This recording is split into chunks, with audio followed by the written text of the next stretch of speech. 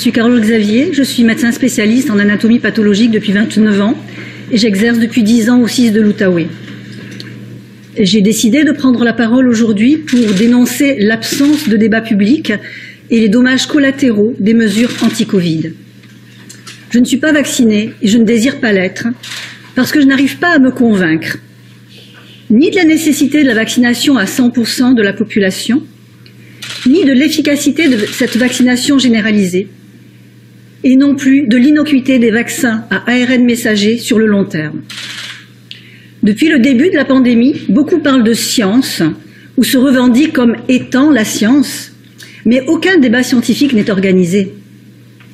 Les scientifiques qui osent s'éloigner de la pensée tout vaccin pour combattre cette pandémie et qui se questionnent sur la pertinence des mesures adoptées pour la contenir ne sont pas écoutés et même parfois sont ostracisés.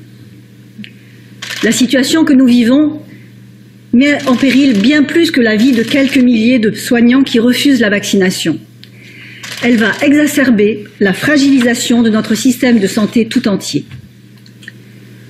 Les conséquences de l'approche qui a été privilégiée pour faire face à cette pandémie sont déjà visibles dans le système de la santé, avec des problèmes accrus de santé mentale chez les jeunes et les moins jeunes, avec l'aggravation de la situation dans notre système de santé, avec une multiplication des bris de services engendrés par l'obligation vaccinale, mais aussi une accentuation dramatique des retards dans tous les domaines, consultations médicales, chirurgie, endoscopie, imagerie diagnostique, traitement.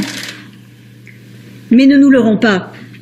La peur diffusée et entretenue pendant presque 2 ans autour de cette pandémie, qu'elle soit justifiée ou non n'est pas le problème, a provoqué des ruptures dans les familles, dans les équipes de travail et dans notre société, qui vont avoir du mal à guérir.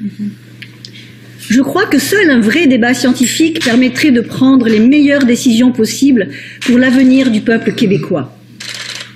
Un vrai débat qui mettra en présence des scientifiques et des chercheurs pour explorer ensemble les nombreuses facettes d'une situation bien complexe qui ne saurait trouver de bonnes solutions si on continue à se priver de toute l'expertise scientifique et médicale.